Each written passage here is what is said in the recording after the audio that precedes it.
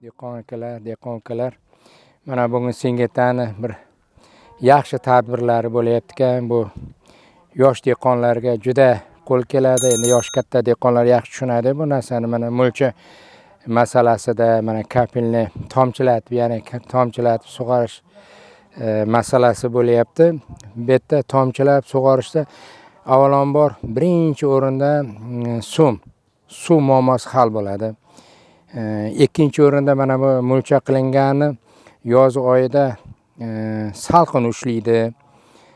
Dehqon ba'zi xatolarini yashiradi. Nimagaki suvni namni yaxshi ushlab turadi, issiqda salqin ushlaydi, o'tni chiqarishni qo'ymaydi. Agrotexnikasi yana ekonom bo'ladi. Bunga agrotexnikasi qilish ham hozirgi kunda palon pul turadi buni ishlavi. Yana nima yaxshi tomonlardan, plyus tomonlardan keyin hasharotlarga nihoyatda yaxshi.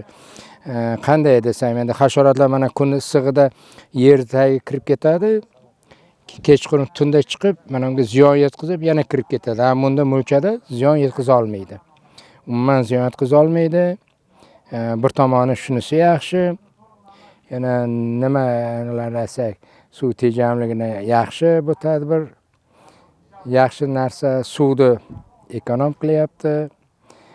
Mulcha bilan o'tlarni chiqartirmaydi. Bu tomonda yaxshi, ozuqani yaxshi o'ziga oladi. Bitta sezonda, masalan, erta bahorgi kuzda eksa, bu mulchalarda tan narxi chiqib, o'ziga foydaga qoladi. Keyin o'g'itlar ham mana kapelni mana tomchilab sug'orishda oz ketadi tomirga. Oshiqchalik qoplam amafo silitralar berilmaydi. Oz miqdorda beriladi. O'sha aytgan hosilini ola oladi, xudo xolasa.